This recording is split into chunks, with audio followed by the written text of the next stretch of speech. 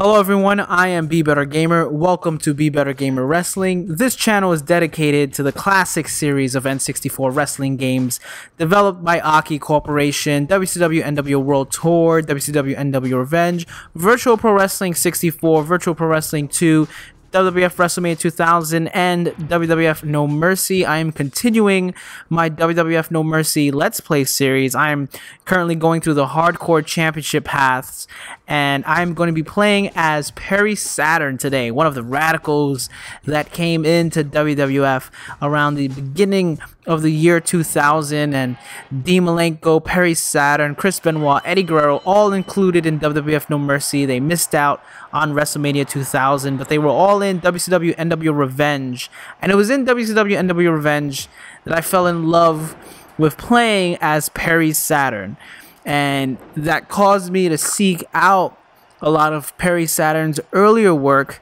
before he came into WCW, and that's when I fell in love with the Eliminators. So I'm going to talk about that. I'm going to talk about Perry Saturn's time with the Eliminators. This is the Hardcore Championship run, so obviously I'm going to talk about the Hardcore Championship and how it affected Perry Saturn's career. He did hold the Hardcore Championship twice, but for no longer than a couple of minutes at a time. He was one of the individuals who held the championship during the 24/7 rule. So I'm going to talk about that, and I'm going to talk about just some other, Perry Saturn stuff in relation to hardcore, because I think Perry Saturn was very underutilized in the WWE, and I think the Hardcore Championship really, it's a running theme I'm noticing with the Hardcore Championship, and I wanted to choose guys who I felt I can kind of like expand on the Hardcore Championship and what it was and what it meant and what it could have been. I think we have a very romantic idea, if you will, of the Hardcore Championship. This title that was supposed to represent the most hardcore of individuals, but it's something I talked about in my first Let's Play with Mankind. Mankind it's probably the most bona fide hardcore legend to ever hold the Hardcore Championship, which is why he was the first one. But the Hardcore Championship was mainly given to him as sort of a prop used in a plot device, so it really didn't. He did so many other hardcore things in WWE without the Hardcore Championship, and obviously his legacy before even coming to the WWE. I talked about Taz, and he was the champion in ECW. He was unstoppable as the TV title champion, and then when he was the world champion, he rarely lost a match. He was one of the toughest, baddest men in ECW, and then when he came to WWE, all of that kind of disappeared, and there was opportunities within the Hardcore Championship division where you could have explored that more. You could have still had Taz be a monster, be dominant like he was in ECW. Shane McMahon, the reason why I chose Shane McMahon for the Hardcore Championship is because, again, his legacy is really based around a lot of hardcore matches. A lot of his big spots, diving off of the Titantron or sets or the Hell in a Cell like he most recently did in his WrestleMania return, his street fight with Kurt Angle. I feel like when I was looking at the Hardcore Championship, I knew I wanted to talk about Perry Saturn because, again, his time before WWE, when he was in ECW with the Eliminators, when he was in WCW with the Ravens flock, when you think Hardcore Championship and you think Perry Saturn, you think maybe he should have gotten it for more than just a few minutes at a time. I mean, this was a guy who was extremely talented. I was a huge Perry Saturn fan, even though he wasn't, he wasn't a world champion. He only held, in WWE, he only held the European Championship once. So he had a pretty decent run, but really the European Championship came to him amidst the feud of the Radicals having kind of like an indifference, right? He was two-time Hardcore Champion, but I already said, he didn't hold it for a long time. In ECW, he was a three-time ECW World Tag Team Champion with John Kronos. They formed the Eliminators. They, altogether in their 3 reigns, they held the title for a total of 335 days. Which is the second longest combined total of days, and their first reign was the longest. It was 182 days. They were pretty dominant in ECW. I mean, there wasn't really a better tag team during that time. I mean, you're talking about from 1995 to 1997, really mainly 96 to 97. For those 2 years, 3 years, whatever you want to call it, whatever that time frame was, you couldn't find a better tag team in ECW. And that's not saying anything lightly, you know, in terms of there was a lot of great tag teams all over, but the Eliminators were definitely one of the top tag teams in the world at that time. In WCW, he would become a 2-time World Tag Team Champion. His reigns were much shorter, but he did hold championship with Raven, and he did hold it with Benoit. And obviously, when they came over with the Radicals, Benoit and Saturn teamed up quite a bit. He would team up with Dean Malenko quite a bit, especially after the Radicals ended. But he was not only was he a great tag team wrestler, he was also a great individual wrestler. I've mentioned Perry Saturn quite a bit in my Booker T TV title run. You know, I talk about the match that he had with Booker T. I did a TV title run with Perry Saturn. I talked about his time in the Ravens flock and in WCW, so go check out those videos. But my point is, you know, when I started playing WCW Under Revenge, I was fascinated with Perry Saturn. I was really into the Ravens flock, you know, gimmick, and I wanted to play as Perry Saturn in WCW Revenge just to kind of test him out. And I remember playing him after a few matches and thinking, this guy's got like the best moveset in the game. Here I go giving them the super brain buster. I believe that was his finisher in Revenge too. I can't remember now. But the dude has like a DVD as one of his moves. He's got the brain buster. He can do you know, off the apron. He can do the drop kick, you know, from the, what am I thinking of? The the off the apron. Well, I think he can do the running drop kick off the apron, but the springboard drop kick, it escaped me for a minute there. He's just got he's got great strikes. He's got that great sweep in WWF No Mercy. I believe he's got a T-bone suplex in this game. He's just all over the place. Like, he's just a very well-rounded, fun to play as character. And even more so in No Mercy. I mean, when they took the guys from Revenge and they brought them into No Mercy, their movesets are pretty similar, but of course they have more moves that they can use, because in No Mercy it was a more updated engine, so they had more grapple moves they can use, they had more turnbuckle moves they could use, and you know, he's just a great, if you haven't played as Perry Saturn because you were never a fan or you never really were that interested in him, I really recommend playing as Perry Saturn. He could do damage. He is one of the most underrated wrestlers in the Aki games, because I go to work when I play as Perry Saturn. I mean, he's just suplexing guys all over the place. He's got a great suplex moves. He's got diving attacks to the outside. He's exactly what I want in my kind of wrestler. You know, if you saw my own created wrestler, you know, my guy's a little bit off all over the place. He's got a lot of flying moves, grapple moves. He's got a little bit of everything. And Perry Saturn was that wrestler. If you go back to his time in ECW with the Eliminators, the reason why that team was so great is because they were pretty big guys. I mean, they're over 6 foot, they're over 250 pounds. You know, they're pretty big guys, but they can do it all. They could mat wrestle, they can brawl, they can do high flying spots and maneuvers. They had submission abilities, and they can do all these great tag team moves. They innovated the total elimination maneuver, which was a sweep and spinning heel kick, you know, a simultaneous sweep and spinning heel kick. I believe Saturn would sweep and or who would know? Did they alternate? I forget who did who did what, but one of them would sweep and the other one would do the spinning wheel kick. And that like was revolutionary back then. No one did stuff like that. Usually the tag team moves, you know, you had LOD with their top rope clothesline, you know, you had the Steiners with their Steiner line, which was kind of a top rope bulldog combination. It was usually always one guy holds the opponent and then the other guy does a diving move. That's how a lot of tag team maneuvers were done. You know, double suplexes, double power bombs, whatever.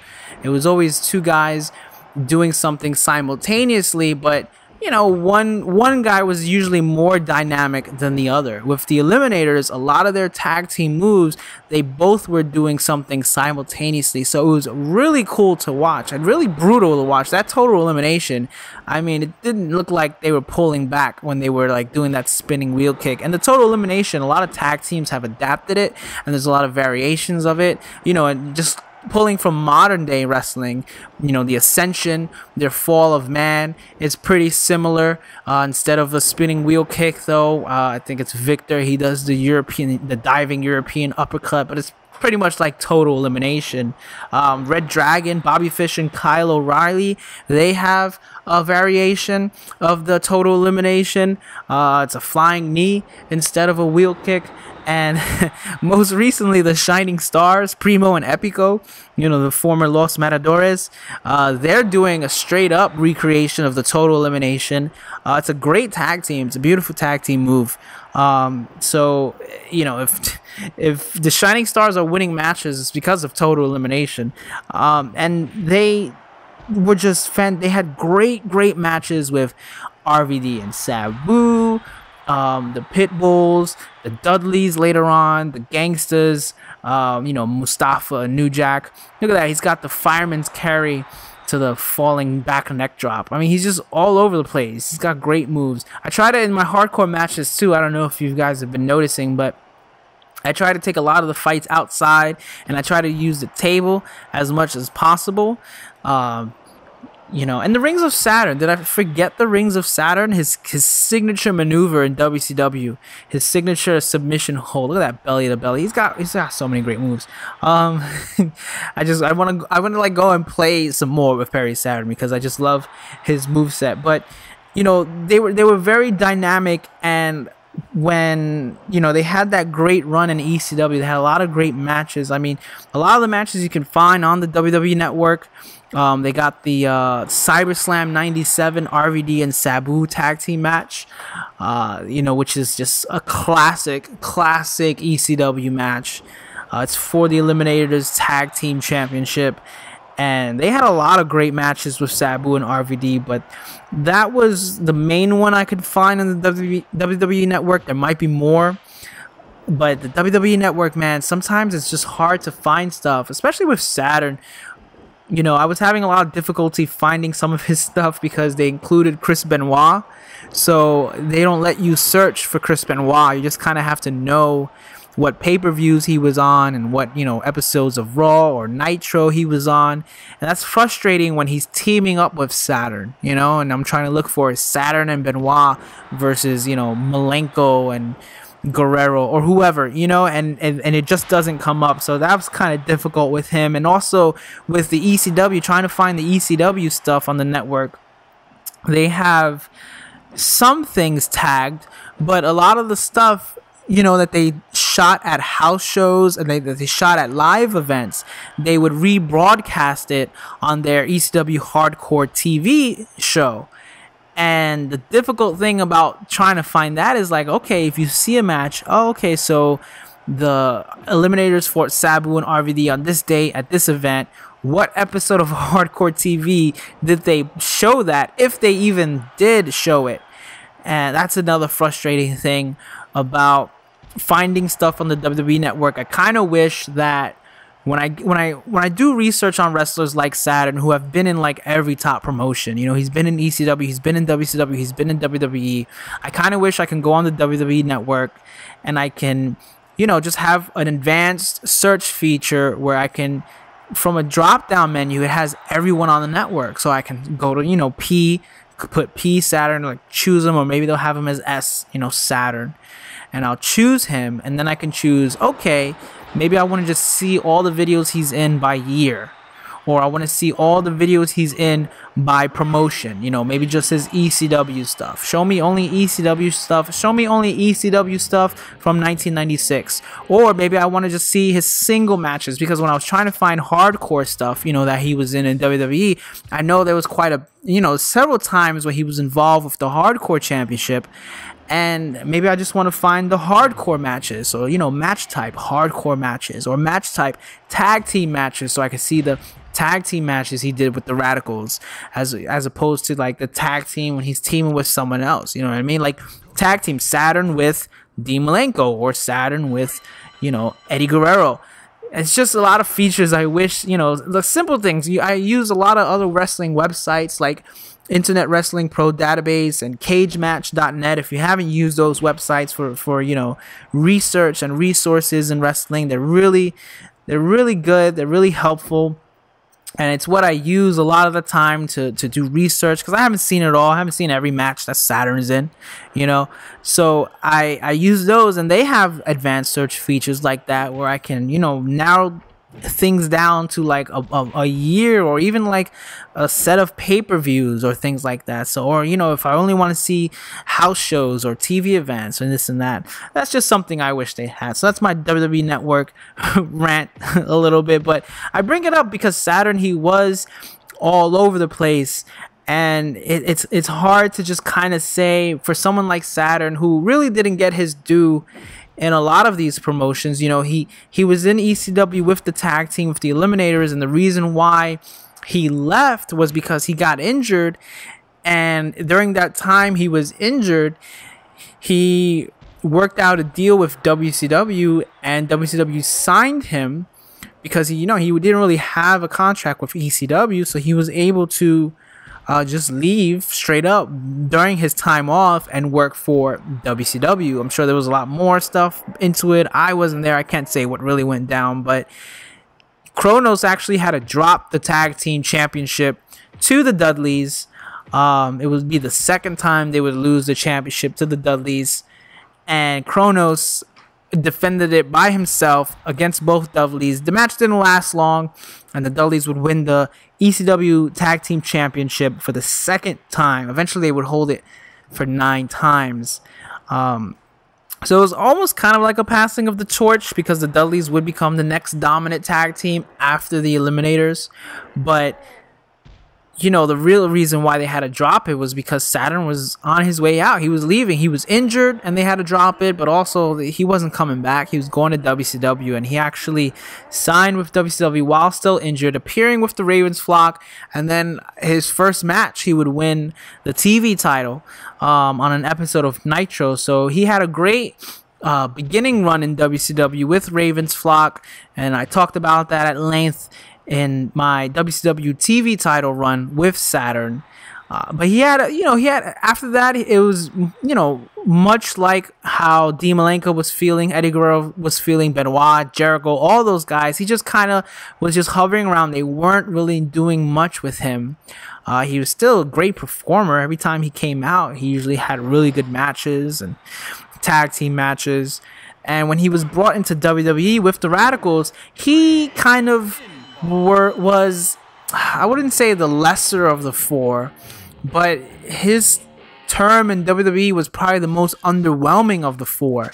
Obviously, Benoit, Guerrero, they would become world champions.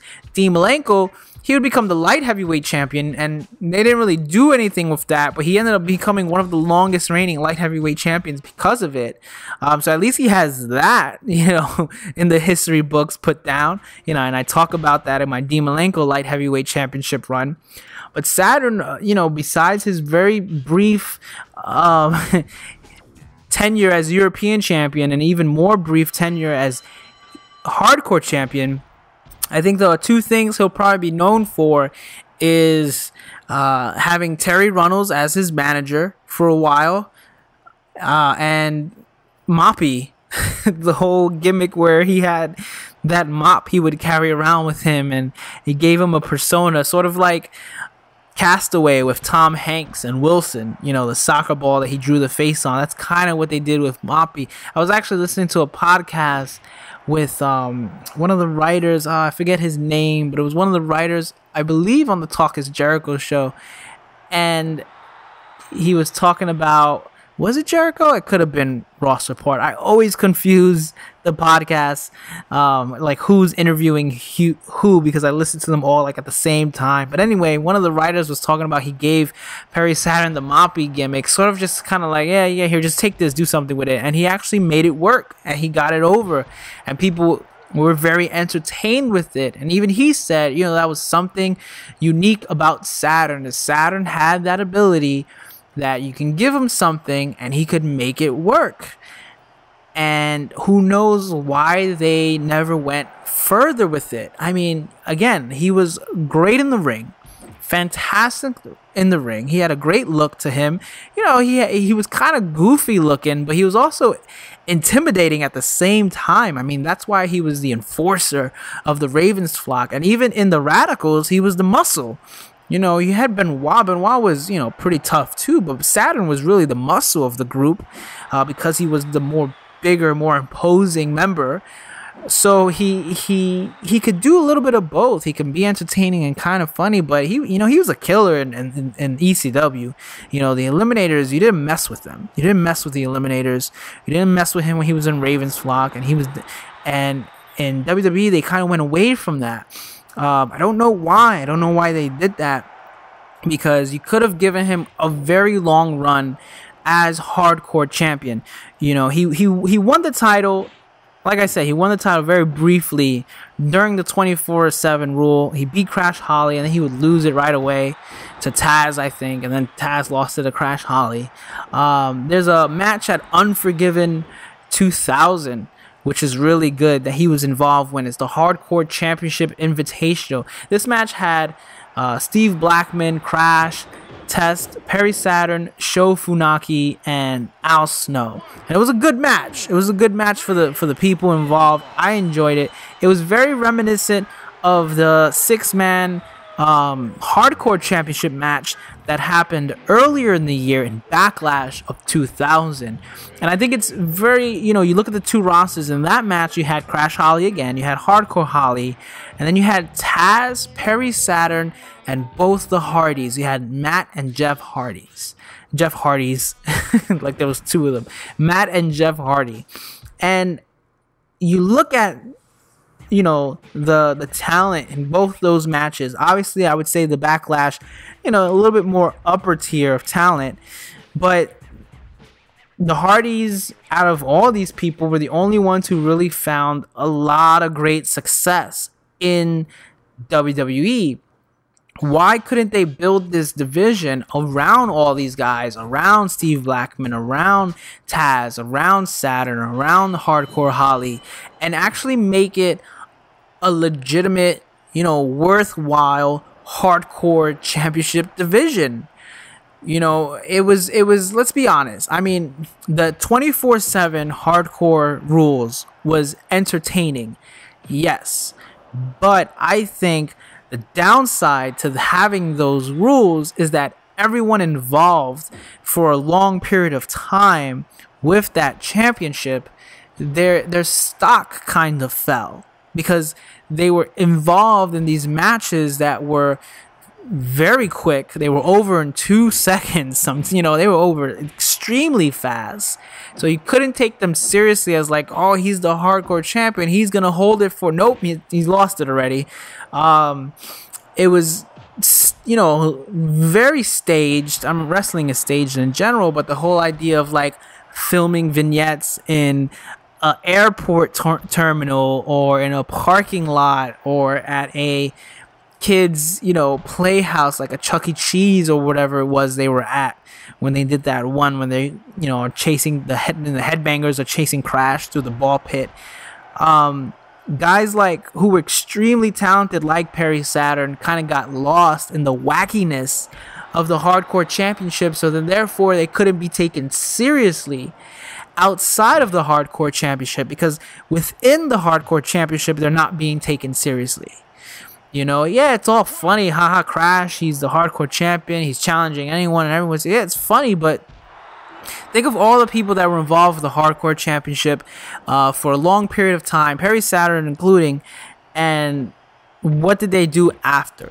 Was there anyone who really benefited from being in the Hardcore Championship beyond the fact that, you know, Crash was the one who, under him, it was the 24/7 rules? You know, look at Shane McMahon. Shane McMahon held the Hardcore Championship title for a week. For a week, he held the Hardcore Championship title, and that was mainly, again, used as a plot device for an angle he had with Steve Blackman, which resulted in him falling back from the top of the arena, or the set, the Backlash set. You know, he did more in that one match than a lot of guys did in the Hardcore Championship lifetime.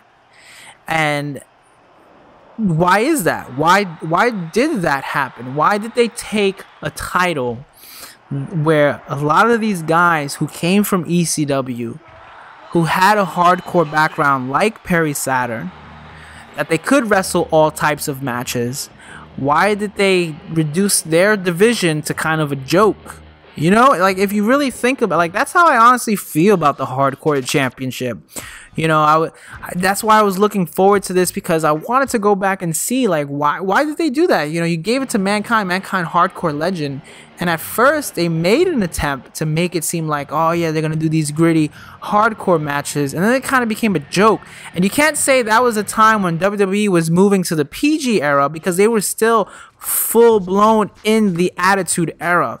The Attitude Era didn't probably, you know, lose steam, stop until about, I would say, I don't know, 2002, 2003, when WCW came in, when they did the whole invasion angle. That's when the Attitude Era kind of started disappearing a little bit, you know, because it wasn't about being edgy anymore, because there was no more competition. But still, in the 2000s and 2000 and early 2001, they were still pushing the envelope.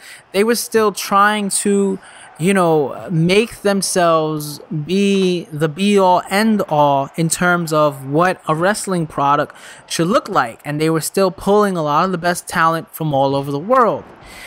So why bring in that talent if you don't let them do what they're really good at? I can understand you not thinking Taz is going to be your world champion, you thinking Perry Saturn is not going to be, you know, the greatest intercontinental champion of all time, even though he probably could have fit that role. But why bring them in, set up this championship, which seems to be tailor-made for guys like this, and then you just completely kind of squash it. You make it funny. You make it not count. You make it not serious. Perry Saturn should have had a run as the hardcore champion for at least like 6 to 9 months. He should have been unstoppable. They should have done. They should have kept the Radicals together. Right? I know I'm booking in the past. It was 20 years ago, but you know, shut up. Let me do my thing. If they kept the Radicals this force to be reckoned with, why wouldn't have Perry Saturn like, yeah, I'll take the hardcore championship. Dean Malenko, you got the light heavyweight championship. Eddie Guerrero, you got the European championship. Benoit, you'll go after the world championship. I'll go after the hardcore championship. And every time he's in a match and it looks like he's down and out, one of the Radicals could help him out. You know, they could use that hardcore mentality of Perry Saturn to their advantage when Benoit and Guerrero and Malenko are having trouble one of their matches. Perry Saturn could come in and wreck shop and, you know, be hardcore and put guys through tables and, you know, put guys in the rings of Saturn outside onto a table, because we all know submissions on the announce table are way more intense than submissions that are inside the ring. You know, it's a lot of questions, a lot of what ifs, a lot of whys. Obviously, there's a lot more involved in just talent in wrestling, especially back then. There was a lot of egos involved. There was a lot of political stuff going on. There was a lot of personal problems that these wrestlers were dealing with. Saturn's no stranger to having his own demons, and maybe that was a big reason why he never got his big thing. Who knows? We can only sit and wonder. But my feeling is, when I look at the Hardcore Championship, I probably see a lot more potential that was just left on the table, you know? Like, just look at, and we'll talk about it more when I get to it, but I'm gonna do a run with Undertaker. I'm gonna do a run with RVD. I have to create an RVD call for it. I have to create a Raven call because I want to talk about Raven's time as Hardcore Championship and how he became the 20-something time Hardcore Champion. But you look at when RVD and Undertaker, you know, specifically those two, when they held the Hardcore Championship, all of a sudden the belt felt different.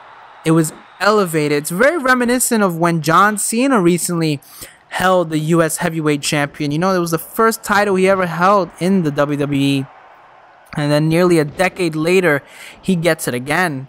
And this is John Cena 10 years later. John Cena, multi-time world champion, the face of WWE, you know, the face that runs the place. And all of a sudden, he's having this amazing year, almost a career, you know, renaissance, where he's putting on these great matches with all these new faces in WWE. I wouldn't say new wrestlers because they're all veterans. They're just new to the WWE. But guys like Neville, guys like Kevin Owens, Sami Zayn, all these people, he's just putting on clinics with them. You know, with the John Cena US Heavy, all of a sudden that US Heavyweight Championship felt as important as the World Championship. And I think a lot of it had to do with the status, not only of John Cena holding the title, but the status of how it was treated when John Cena held the title. He wasn't, you know, look at when Ambrose held the US title when he was in the Shield, right? He didn't really do much with anything. You know, he didn't really fight anyone, and they made a kind of a joke about it towards the end, before he lost it, like, yeah, how long have you been champion? Have you even wrestled anyone with that title? You know, it was just kind of a placeholder. You know, when you have a title and you put it out there and you make the matches mean something and you make the people holding it, you know, seem special, seem unique, seem like they could be champion. I feel like Perry Saturn could have been that person, honestly. Like, when I look back at all the hardcore champions and I look back at the missed opportunities, when I think Hardcore Championship, okay, in the history books, it should be written that so-and-so was one of the best. I think Perry Saturn should have been. He deserved more than just being the Hardcore Champion for a few minutes. You know, the Hardcore Championship itself deserved more to being just this 24/7. It was fun. Don't get me wrong. It was fun. It was funny. It was entertaining. But I didn't take it seriously, and I still don't take it seriously. And a lot of people ask, oh, should the Hardcore Championship be brought back? No. Why? Because the Hardcore Championship that we know in WWE, the realistic, you know, Hardcore Championship, wasn't that great of a title because it didn't mean anything at the end of the day. You know, what's more important? You know, someone who's held a title for a year or someone who's held a title for a minute. You know, a lot of people internally of WWE like to say, oh, wins and losses don't matter. And I have to strongly disagree with that opinion. I think wins and losses do matter in terms of storytelling. Because what's the point? What's the point if we watch something, you know, if we're watching a TV show like Game of Thrones and we have, like, you know, big war, battle of the bastards, right? And let's say if Jon Snow lost that battle, if everyone was wiped out, right? Everyone was wiped out in that battle. Am I spoiling it? I'm totally spoiling Game of Thrones. I shouldn't spoil Game of Thrones. I didn't realize I was doing that. But let's say we're watching a show similar to Game of Thrones with a big battle, and the main good guy loses that battle, but then the main bad guy walks out and he's like, don't worry, this battle didn't really count because I'm dead right now, and he gets stabbed by the good guy. Then that whole battle scene was pointless. It was pointless. It was stupid. And if you flip it, it's even worse. If the bad guy loses the big battle, but then he still manages to kill the good guy, it's like, well, then what was the point of the big battle? Story-wise, wins and losses always matters, because we always want to see either a good guy win or we want to see a bad guy win in any form of storytelling. And I've said it before and I'll say it again, wrestling is a form of storytelling. It is an art form. The way you wrestle is an art form, and the stories you tell in and out of the ring is an art form. The Hardcore Championship was a missed opportunity in that sense, because there was a lot of stories that could have been told, and they decided to just make it a joke, and they thought it wouldn't affect anyone, and it did. It affected everyone who held that Hardcore Championship. You can't look back at the Hardcore Championship and say, oh, the best moments was when Al Snow had that run as Hardcore Championship. You can't. You just can't. Like, you can love the matches Al Snow was in, but in the grand scheme of things, a lot of these guys, when they held the Hardcore Championship, they didn't have a long-term impact on WWE. Which is why you can't bring back the Hardcore Championship, because even the style of matches themselves, again, Perry Saturn was from ECW, Taz was from ECW, Raven, Rhino, all these guys, a lot of guys who fought in the Hardcore Championship timeline, they were from ECW. Their matches could have been way more extreme, but WWE just did not go in that direction. So even that hardcore, that was just, you know, what's the word? Not a catchphrase, but that was just a word they threw around to make it seem like they were putting on these hardcore matches that you can relate to ECW. They were just kind of trying to take the limelight, if you will, of what ECW was doing. They'll never admit it, but that's totally what they were trying to do. Obviously, you can't go as far as ECW did. I mean, we all know ECW was pushing the limits in terms of violence and blood, because they didn't have a cable network. They didn't have, you know, eventually they didn't, like, you know, when WWE went public, they didn't have, you know, a board to answer to. They didn't have advertisers on the level of WWE to answer to, so they could get away with a lot more stuff. So that's another reason why WWE had to pull back. But if they had this championship that was more of a what's the word? I'm at a loss of words for today. But if they had a championship that was more of a special attraction, because that's what it should have been. It should have been a special attraction. They should have maybe peppered one or two hardcore matches throughout the episode, but then at the pay-per-view they would have that big hardcore match. You know, I talk about a lot the cruiserweight division in WCW and how that was so unique to WCW, and that was something that WWE could not touch, because WCW had all the great cruiserweights.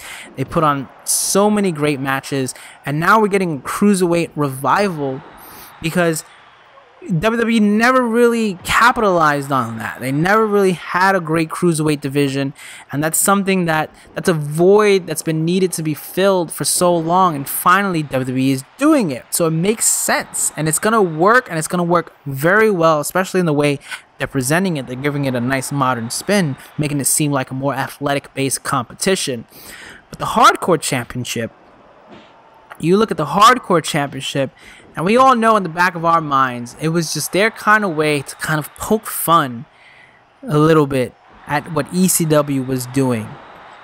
But realistically, WWE had the ability and the capability of putting on some intense hardcore matches. They just never happened in the Hardcore Championship. Perry Saturn never had a great Hardcore Championship match. He never had the opportunity to, because all the great hardcore moments that we think of with WWE, you know, the street fight with Triple H and Cactus Jack, you know, Randy Orton and Cactus Jack, Undertaker and Shawn Michaels, the first Hell in the Cell, you know, all these great hardcore events that happened outside of the Hardcore Championship. You know, the tables, ladders, and chairs match, the Hardys, Edge and Christian, and the Dudleys. You know, all of that stuff happened outside the Hardcore Championship, and it just leaves you asking why. Why was someone like Perry Saturn and the rest of those guys not used to the best of their ability? You know, it just makes me wonder, and I think that's why the Hardcore Championship can't exist these days is because it wasn't done well the first time, and it was mainly a comedy act. So when they bring it back now, you know, we're in the PG era, so they definitely can't do anywhere near the amount of hardcore stuff they used to do. I mean, look at their current, you know, TLC pay-per-views and their Extreme Rules. Extreme Rules is a joke, man. Every year Extreme Rules comes around, there's nothing extreme about any of those matches. I mean, the closest thing we had recently was Chris Jericho and Dean Ambrose in that steel cage match, and even though it took a long time to get there, you know, it was a solid match. The whole time I was thinking, it's like, yeah, but there's nothing really extreme about it. They're just hitting each other once or twice with a few items. It was a good match, but then when he busted out the thumbtacks and Jericho took that big bump on it, I was like, this is something. This is special. And it's special because we haven't seen it in such a long time. You know, and that was my issue with the 24/7, if every Raw, every SmackDown, and, you know, every Sunday Night Heat. You know, Saturn wrestled a bunch on Sunday Night Heat. You know, title changes, you know, not to knock Sunday Night Heat, but come on, we all knew what Sunday Night Heat was.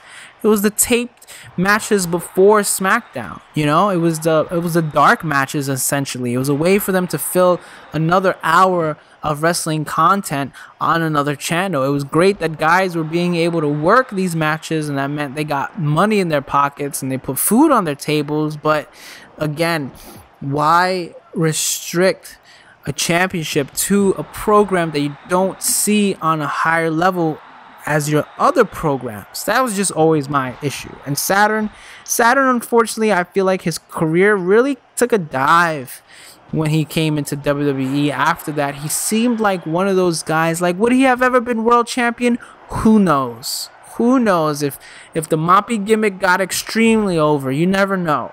But he could have been a threat. He could have been a dominant intercontinental champion. He was always better as a heel anyway.